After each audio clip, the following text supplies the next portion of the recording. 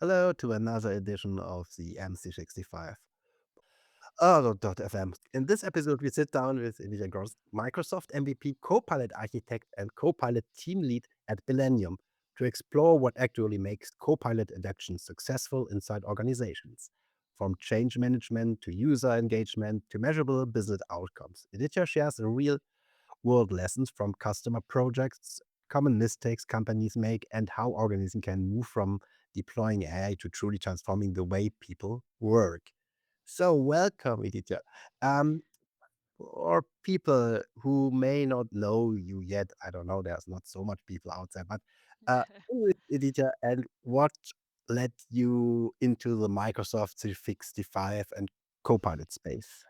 All right. Hello, everybody. Hello, Mirko. Thank you so much for having me. Yeah, indeed, my name is Edyta Gorzoń. I'm Polish. This is a very good question. How did it happen that I'm working with Microsoft 365 products and currently very strongly with Copilot? My story has started over 10 years ago. I have business background. Can you imagine that? And it was just, uh, the story that I would not plan while being a student. I joined any IT company and then I understood that IT word is, it can be my word, especially that I understand business perspective.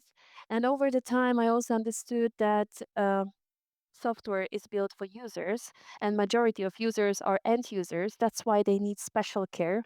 And that's the reason why I'm doing adoption topics, change management topics around Microsoft ecosystem. Yeah, you have both a strong business background and technical or deep technical experience. How has that combination shaped your approach to Copilot adaptation? All right, sure. So, first of all, I focus very strongly on the users, especially that I have the perspective from the company, that company is investing a lot in Copilot, especially when we're talking about Microsoft 365 Copilot, so premium licenses for the users as well, Copilot Studio. And basically, even the best software cannot be successfully implemented if we don't have the right tools, the right mindset, the right communication, the right project scope with the adoption. So basically, uh, first of all, I'm putting the shoes from the owners of the organization to understand where they are, how much they have invested, what's the ROI expected, and where they want to be in the upcoming year. Mostly, this is a plan of for the year. And at the same time, yeah, and in the same time, I focus really strongly on the users to understand how do they work, what are the processes currently shaped in Microsoft 365 ecosystem, to understand where in a process we can benefit out from the Copilot, but as well to look a little bit deeper in the processes that are existing to make sure that those processes are good, or maybe they need some optimization or automation, because we talk a lot about Copilot, but as well, we should remember that it's not always AI. We still have automation tools from the Microsoft stack that can really do their job. And then when I have the understanding of the owners of the company, so decision makers, the users, then of course we start to drive adoption with our technical readiness, governance.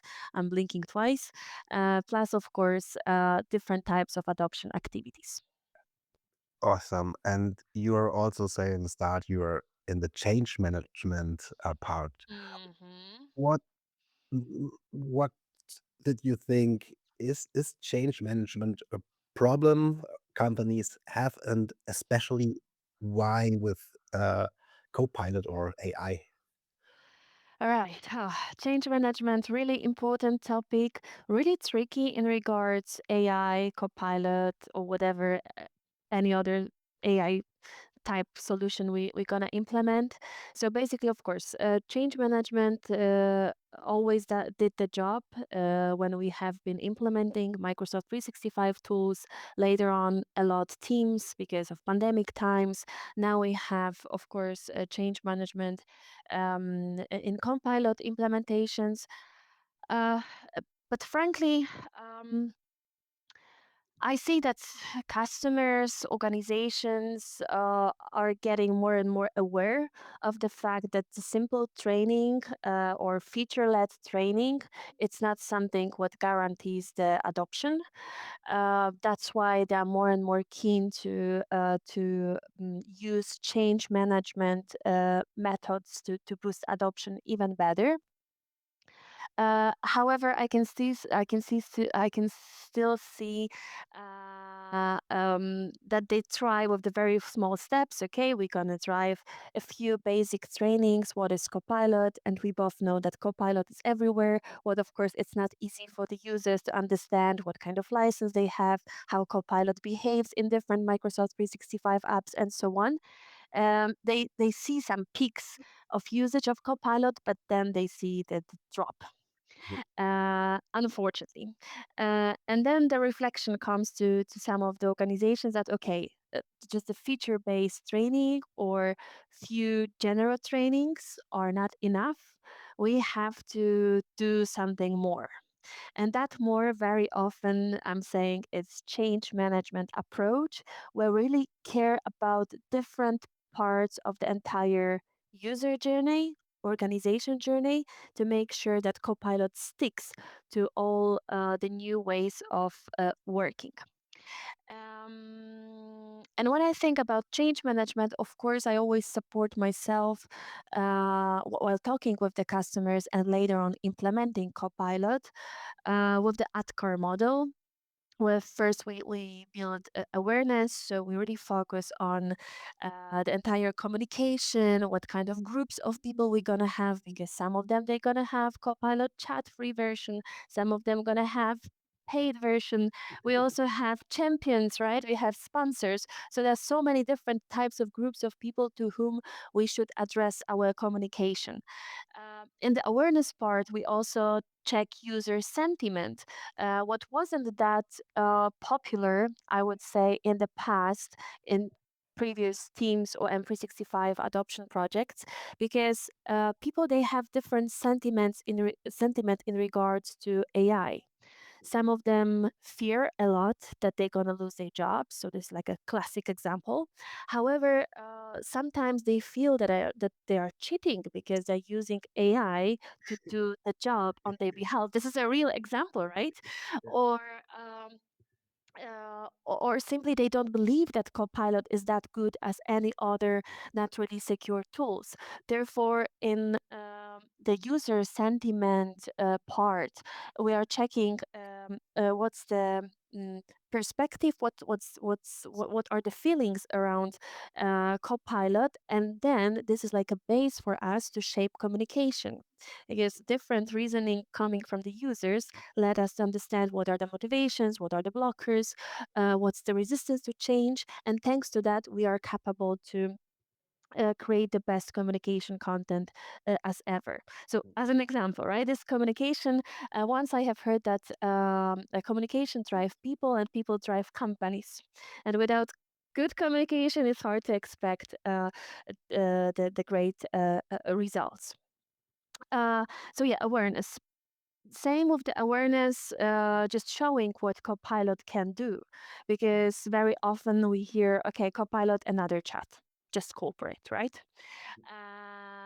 S- Showing what are the basic scenarios to boost your um, fluency with AI, to help you do the things in a better quality, not really being more productive. This is another observation from the field. Sometimes I don't feel very good while saying that, but this is my honest observation that saying people that they're going to be more productive doesn't really mean that they are happy with this communication, because we both, Mirko, we are overloaded with the number of tasks at work, right? We have plenty of notifications in our work computer, in our I don't know, the office mobile phone, private mobile phone. And when we hear that we must be even more productive, we are a little bit we're getting tense. So maybe it's better to find a way to say to tell to people that, you know what, you are going to create better quality content, or you're going to have less on your plate. That's why you can a little bit do the things that really matter, not the ones that repeat every single day.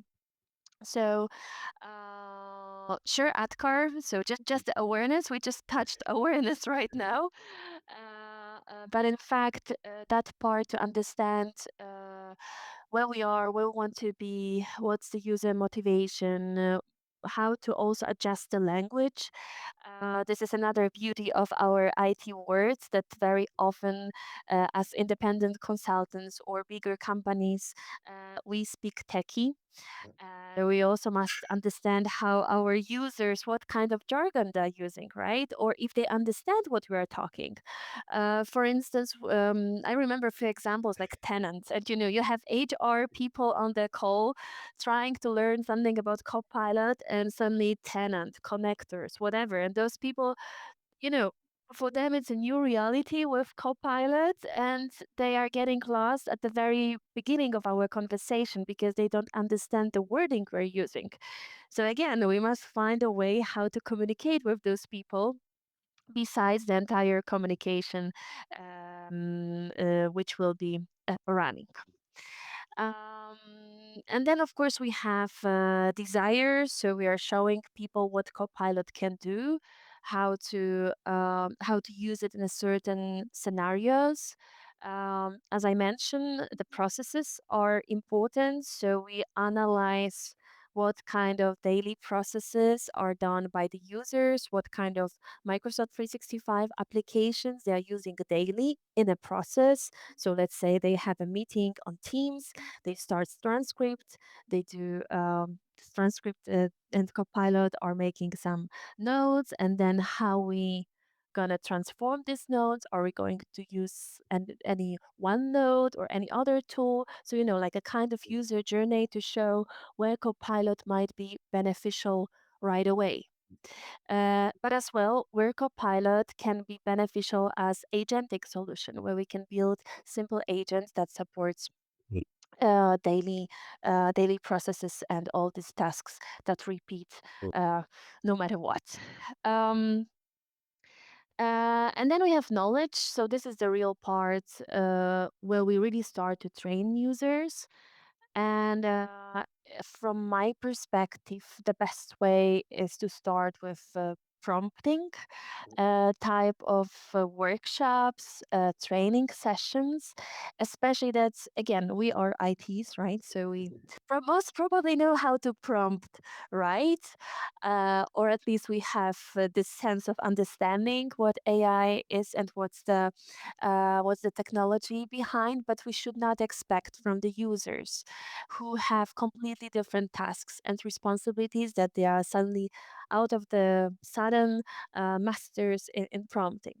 That's why prompting is a new skill. I would say it's even art of prompting in a way.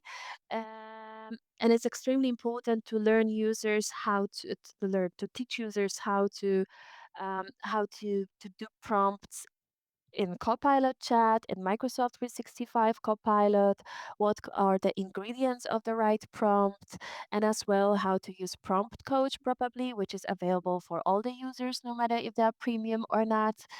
Uh, as well, help them to create very first killer prompts as inspiration, so that just we're just talking the theory, those are the ingredients of the prompt. This is one example completely disconnected from the audience, and the other one, but really making users excited about this new skill, helping them to make their hands dirty in regards experimenting with prompting, and then we are moving to the next level in this knowledge phase, where basically we have process or scenario oriented Mm. training sessions for different departments.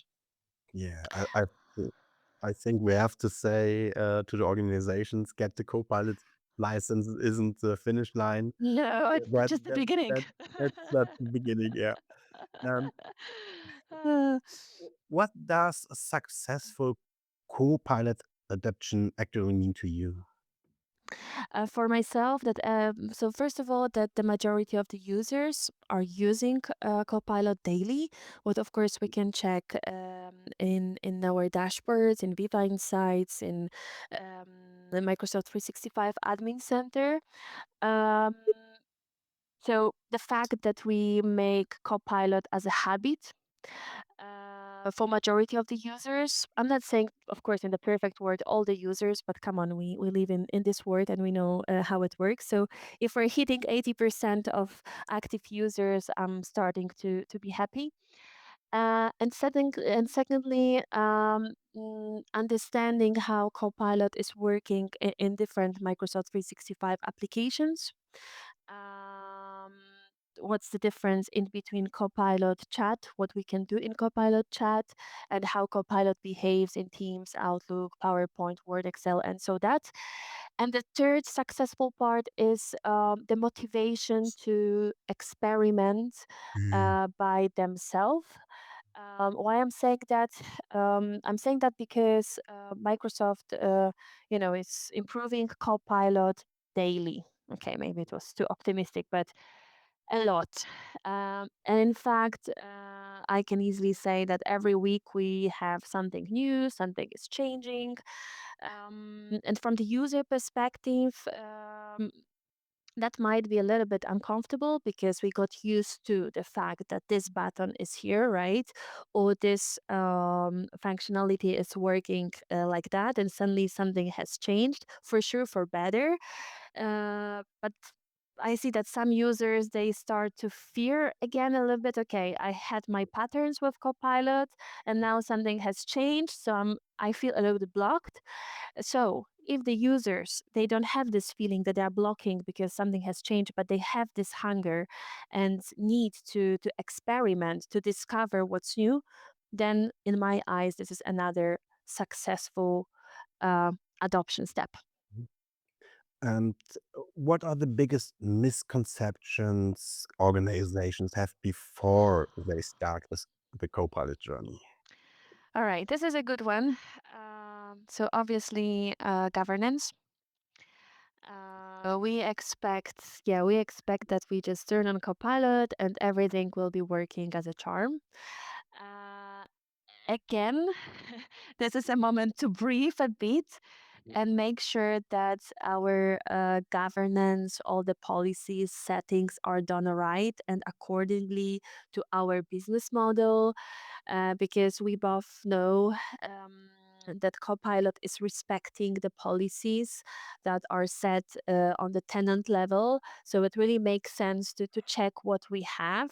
If we have any zombie SharePoints or any SharePoints where everybody can access the information, right? In the past, to have all of the security incidents, it wasn't that easy because come on, not think there are not many people who are that creative to check what kind of SharePoint sites we have, what kind of materials are inside, and now all of this information are like one prompt away. So to make sure that we have our technical readiness understood as of course licenses, but firstly as a governance part ready to scale, this is one of the things that is always in my mind. So we have like two legs, right? In adoption. First leg is governance, and the second, of course, all the activities around boosting the users to use Copilot. So this is the first thing, and the second thing I have touched a little bit. So yeah, assuming that we're gonna invest in a few general training sessions from the market and adoption is done. No. It doesn't work this way, unfortunately. I think Microsoft gives us a lot of tools, technologies, PureView, Intune, Entra, Defender. So I think on the technical Mhm. side, we have all these tools and best practices. Um, but what's with the cultural part? Um, what we get there from Microsoft or from I don't know, Do you mean all of these portals, or you mean all of the adoption parts? of the adoption packs. Okay. So, um, so before we start with this adoption, I just have one hint in regards governance. Just before I start talking about the rest, Okay. um, another observation from the field: make sure that you have documentation around your Copilot governance. If you don't have any, start building it, especially because it's good to track what kind of policies, what kind of settings have been done so far, or at least where we are at this moment. It's going to be very, very handy for the future scale, for the future capabilities of Copilot Microsoft gonna launch. So it's good to have like a one source of truth where we are with our governance, and then we're gonna make some corrections and make sure that this documentation is readable for both sides, for technical people as well for business people, because currently we live in the world or in the reality where new teams are built in many organizations. AI something, AI department, AI innovations. You know probably what I'm talking about, Mirko. Um, and very often, this is a combination of different skills and personalities. That's why the documentation we are creating together should be easy to read, easy to decide, easy to track by all the people in this team. So, just my hint to do not get lost in that governance part. Um, and from the adoption perspective now, could you please remind me the question because I I got lost. You see? Um, yeah, I think we have all this technical stuff for Mhm. Microsoft, but we have not a real, I think, yeah, an adoption layer or something. I think, okay, we have some educational stuff, but there's not Microsoft doesn't help so much in cultural adaptation, I think. Mm, it tries. I mean, it tries. We have that, of course, the website adoption Microsoft.com, and we have plenty of different sources. But I would rather treat them as inspiration than as like a must to be used, must to be derived, especially that now we're, of course, we both are Europeans. So our market, I would say, is also slightly different than American market in that sense that I see that my customers, they really want to have super tailored, practical training materials, Mm, scenario materials, really, really detailed in a way, so less less inspiration, less uh, general what is Copilot, but more concrete. mm, And for instance, of course, at that Microsoft website, we have different scenarios for HR, for finance, for marketing, for sales. Super nice point to start, but even if we think that the salesperson or marketing person profile is more or less the same, those people, they have different types of jobs and tasks at their daily job. So it's really important to understand how they work and what kind of help from Copilot is needed. And secondly, again, the ADKAR, we haven't finished the entire ADKAR journey, but we can do it in a moment. However, another lesson learned from my field is the fact that all the Copilot adoption projects, they need a lot of flexibility in regards scoping. mhm, Um, I see that again when we talked about the other solutions we had in the like Teams or Microsoft 365, it was quite easy to shape a scope of work for adoption. Of course, always with some buffer for project management from the latest changes. But in Copilot adoption projects, we really must be super flexible. Why? Because first of all, different features of Copilot are changing, right? So we must find a space to teach people the latest news, the latest things that are popping up in Copilot. Secondly, we should be very careful in checking the user sentiment during the project and adjust the activities accordingly. Because we can have a great, great idea, great scenario, great scope of work for specific organization, but in the same time we should also track what's the consumption of Copilot after different activities, and if we see that okay, this type of activity haven't reached the planned Copilot consumption, maybe we should change something in our scope ad hoc to be on the wave. um, so yeah, those are my reflections. I hope that I Yeah, covered your question thank you. more Um, or less. you have say we can track the consumptions. Is there other, yeah, signs that the adoption strategy is failing? Oh yeah, this is a yeah. If there are other signs that adoption is failing, so I would say first of all, prompting. So the very huge disproportions in between the users who is prompting a lot and just a few. So we should rather aim to have any certain prompt per user per day or per week. Some of my customers do that, like a goal that if we are more or less this 80% users gonna reach this number of prompts daily, it means that we succeed because it means that users they know what is Copilot, they use it. Maybe they are not those prompts are not perfect, but at least they start to explore the tool as it is. Uh, and yeah, what else might be that something is failing? It's a very good question.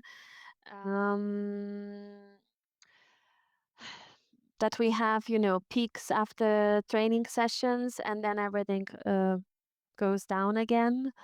So the habit is not there. It was just a matter of training, like every training, yeah, done because something was obligatory. Some companies also decide to have obligatory Copilot training for the users, and then that usage is dropping. So those two at this moment come to my mind. Yeah, I think that's if I have something else, I will I will say it later. Awesome. So, from my perspective, it's often so the leadership says, "Okay, we implement Copilot, IT does the job," Mm-hmm. and then there are a little bit, yeah, They outside do. of it, Mm-hmm. and give IT the job. So, what role does leadership play in successful adaptation, and how? What tips can you give the leadership to make it successful? Yeah, thank you for saying that, Mirko. Yeah, very often scenario. We gave the money, you do the job perfectly. Dear IT, this is in your hands because this is software. Um, right, IT has a part in the whole story because we maintain the systems, we set up the systems, and so that. However, from the sponsorship level, let's call those people this way, so C level part, we should have strong commitment that they will be involved in the communication from the beginning. And of course, it's not easy when you are a project owner because, as you mentioned, do your job, don't bother us. We decided for the budget for the project for the licenses, so it's not a piece of our cake. Um, so first of all. I say very often to my customers that the part of visible leader in the communication, visible leader in the training sessions or in the customer stories is a must. And of course, it's hard to convince those people to find time to get involved. Those people, however, I always say those people they make serious decisions, and probably those decisions are driven by numbers. So if you want to convince them to be a part of the project, speak to them in numbers, right? This is the investment. This is how the ROI should look like. This is how much time we're gonna save thanks to this implementation, and so on and so on. So the bare minimum is to have those leaders in a communication, for sure, initial communication. Maybe they're even capable to mention Copilot adoption in any town hall meeting or something similar. And as well to have them from time to time on the calls for champions. So if we have any champions training session, or if we have any customer success success story from any department, to have them there. And sad but truth, also dedicated sessions for the leaders in our scope should be there. I mean, uh, I'm very optimistic person. I always believe that the leadership gonna join any training session, but I know that it's just my optimism. Therefore, I try to squeeze some training content, the most important parts related with Copilot and agents dedicated for leadership. Because if they understand what product does, what it can, uh, it's always for them easier to be this evangelist of the technology inside the organization.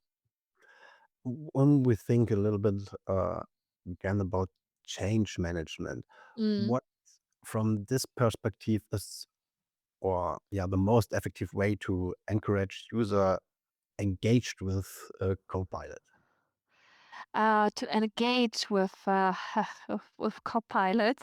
So obviously, to show them Copilot in a context. So again, processes, scenarios that Copilot can do something easier, better, or whatever.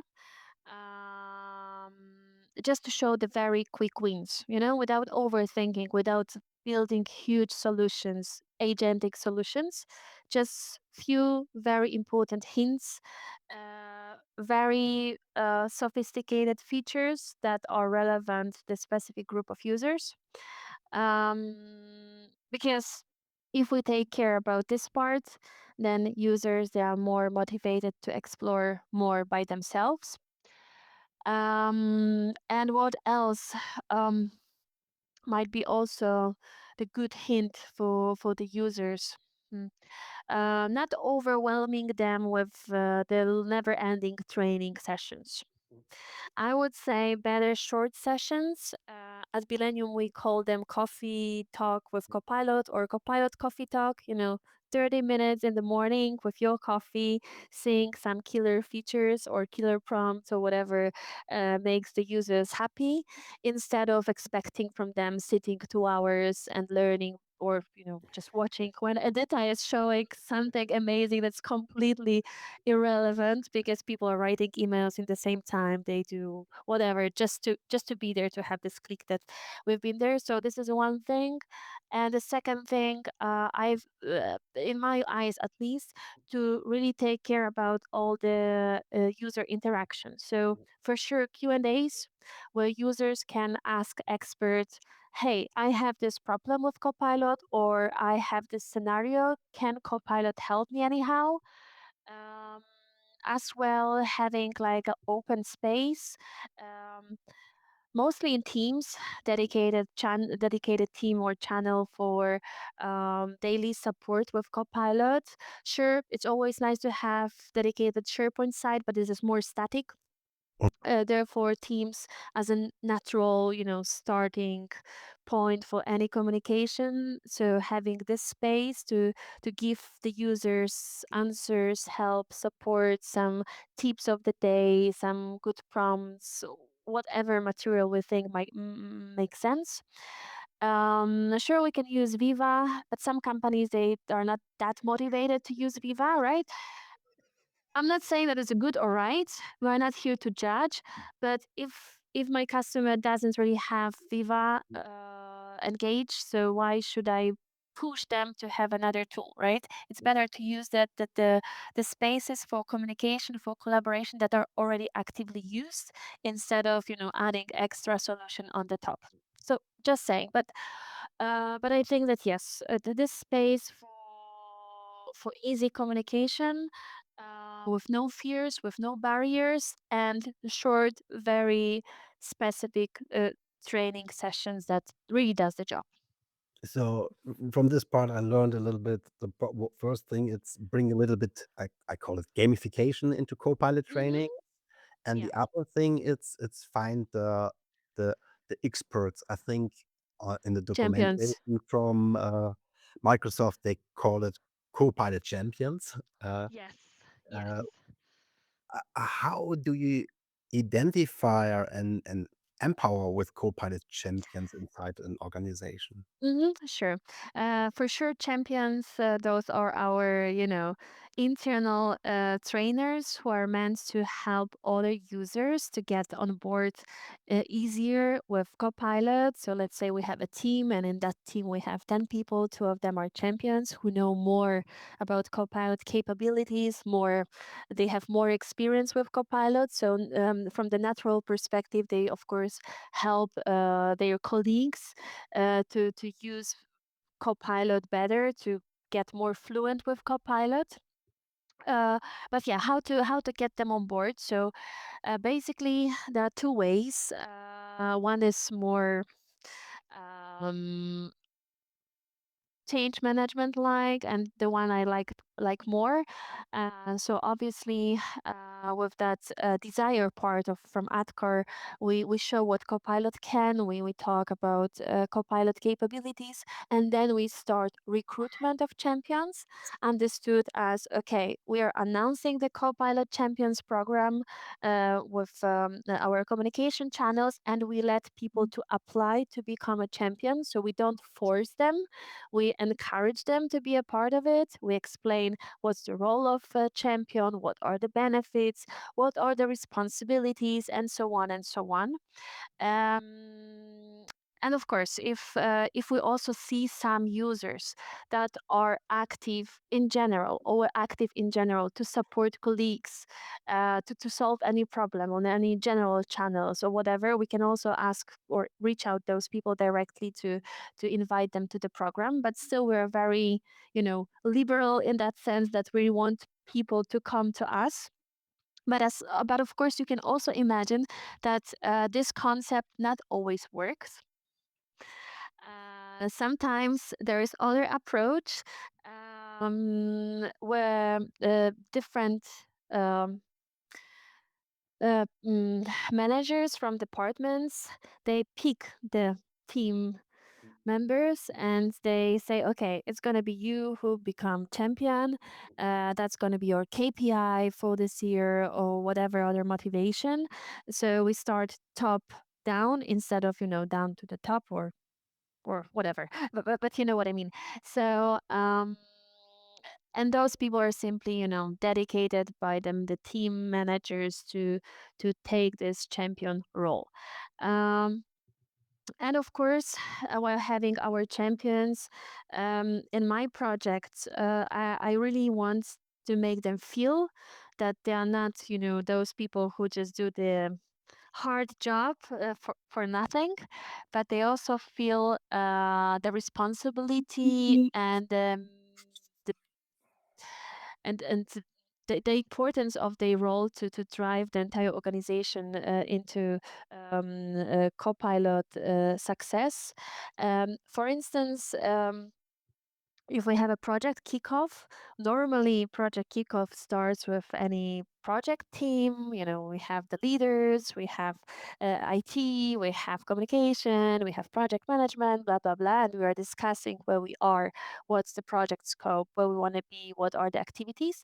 In those meetings, I start to involve champions already to show them the importance, to show them what's the user voice at this moment, what's the mentioned sentiment, how many licenses we have, where are we heading to, what are the goals. So they are really the part of the project.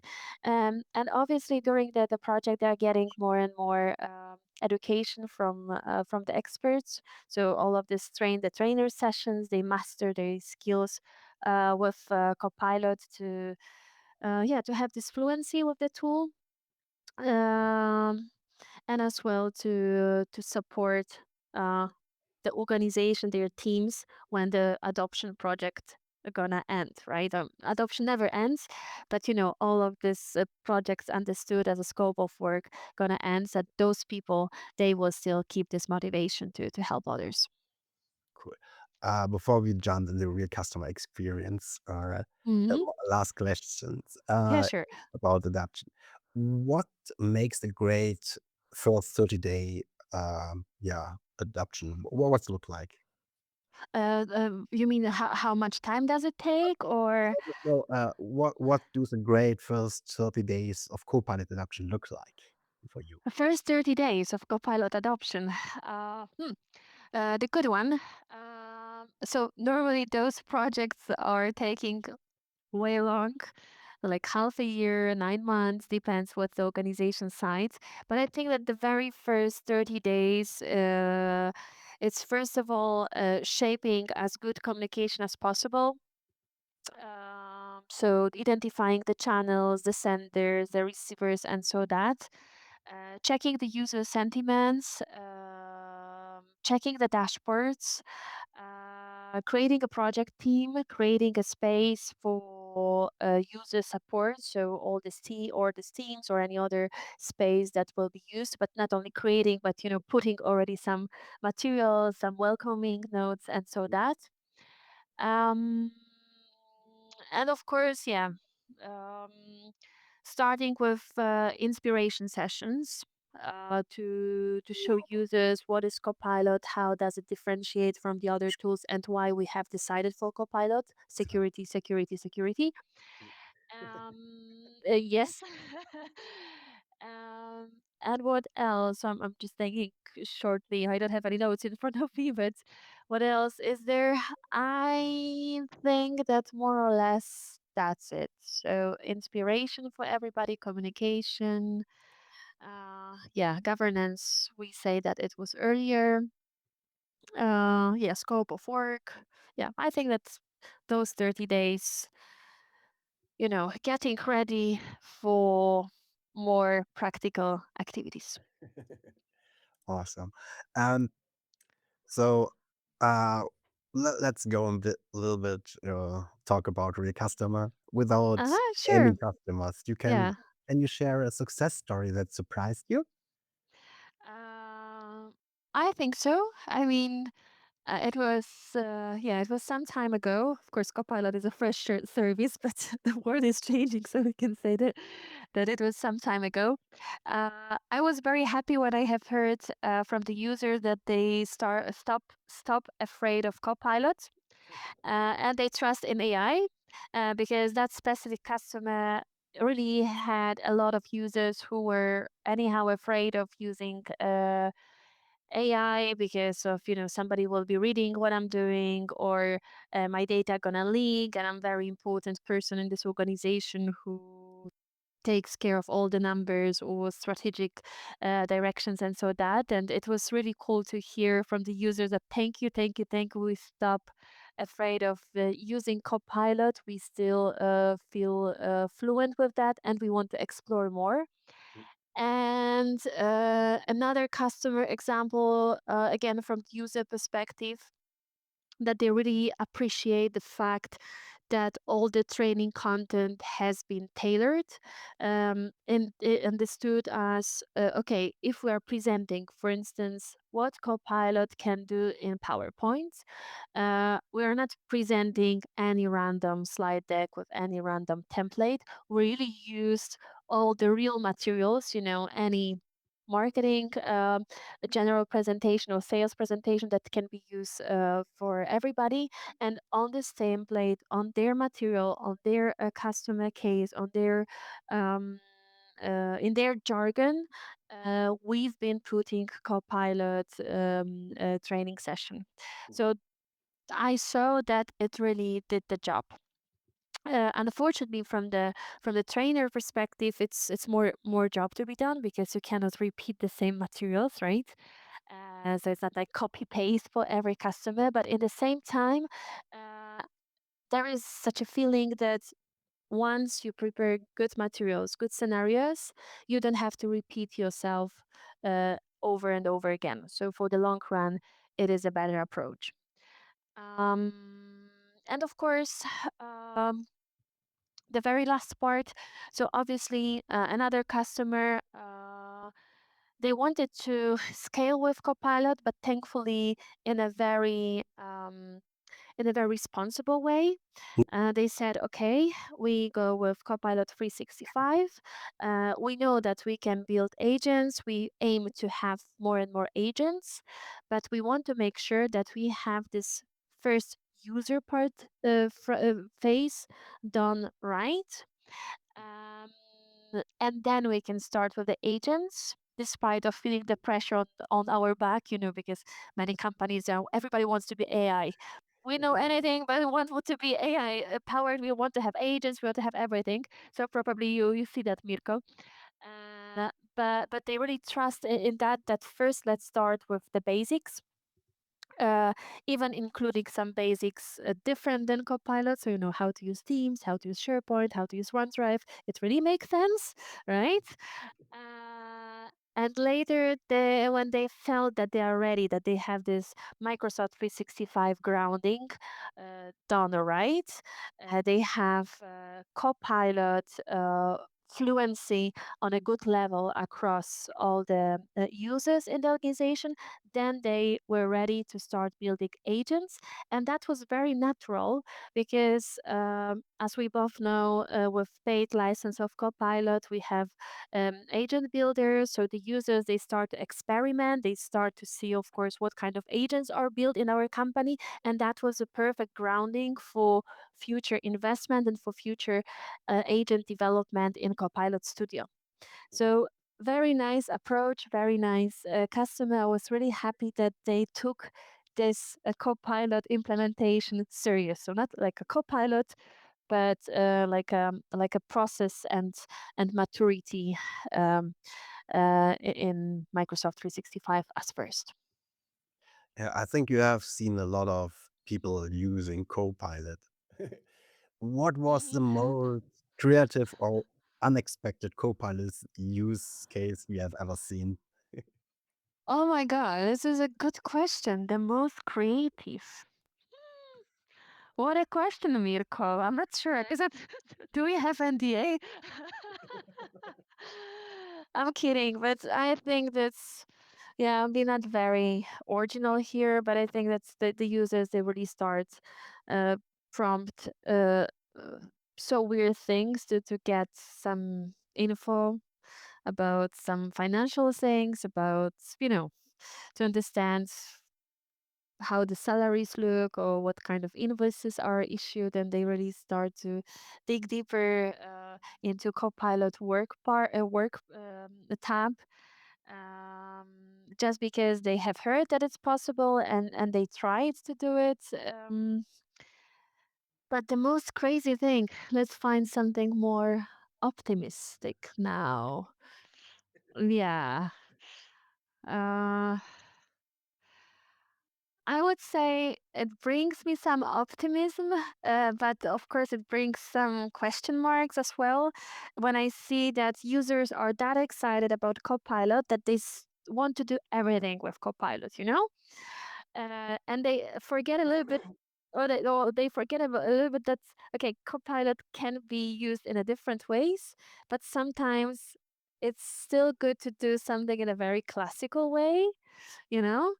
Uh, any creation or of something. I have mentioned PowerPoint, but sometimes, we really want to prompt every single thing we want to modify in that PowerPoint. Maybe sometimes before we start prompting and experimenting, maybe we should stick to the old methods. How much time do we save? How much time do we burn? But still, I'm very excited when I see people really using Copilot heavily because it means that they got excited, they fall in love in this solution, and then you try to convince them that okay, Copilot is good, but it can be also the old methods are still working. Mm, ah, so you're also on the Collab Days Poland, your Right, organization I'm in an there. org team. So, what did you think? How important are events or user groups, or I call it community to adopt Copilot? Uh, I would say that they're extremely important because majority of people who are joining our conferences in different roles, but let's start with the speakers. They really have the practical expertise from the market, from their customers. Like I was now sharing with you some of my observations because they really are at the customers. They really see the challenges, and thanks to that they can create very valuable priceless content to be shared with other people, but in the same time, if we have, for instance, attendees, it's also great to get some feedback from them, to be challenged by them.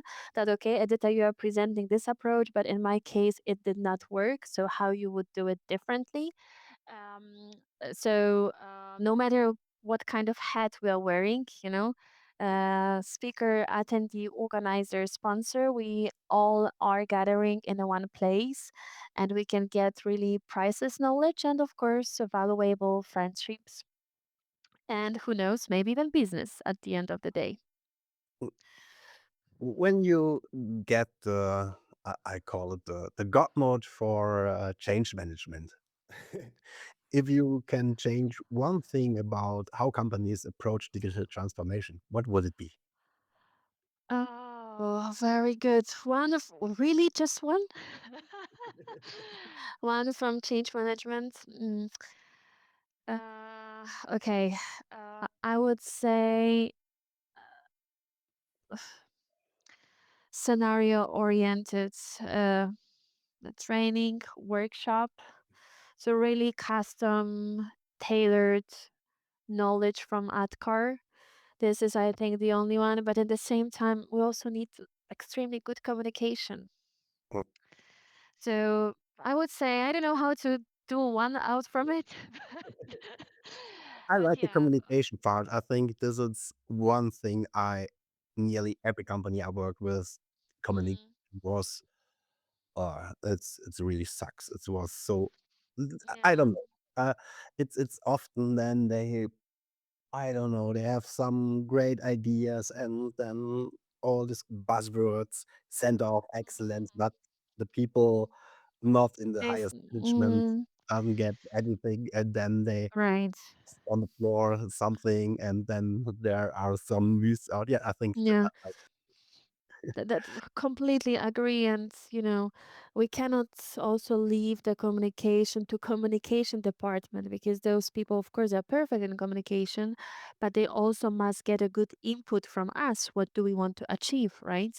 I guess we're speaking technology, so we should talk a little bit about technology, where we should speak a little bit where are we heading to? Yeah, the message from the leaders. So yeah, the communication part, I agree, it's extremely important. And I would not only rely on internal newsletters, maybe any videos, maybe any short videos, maybe different type of old school communication if we have people who are going to the office every day. Uh, but yeah, for sure, communication is a king. And later, the training, custom training, not talking test, test, test, or whatever, whatever, really tailored content. So you have your company. So what was I think the biggest lesson you have to learn from transition to to be an employee to your own company. Uh, hmm. From the transition, so now I'm fully at Millennium. Of course, I'm self-employed. But I think that the biggest learning is that I'm connected with different people. I can do the project for, of course, for Polish customers, of course, for international customers. That gives me good perspective and good learnings because some customers they do great things in one field, the others in the other, and then you're collecting all these reflections. But yeah, currently full time at Millennium, making sure that Copilot is used uh, right by our customers and they can, of course, scale in a responsible, governed way. Yeah, awesome. So we run a little bit out of time. So I will Mhm. first say thank you for the time you have spent with me and all the insights. My last question is, if listeners remember only one thing from this conversation about Copilot adoption, what should it be?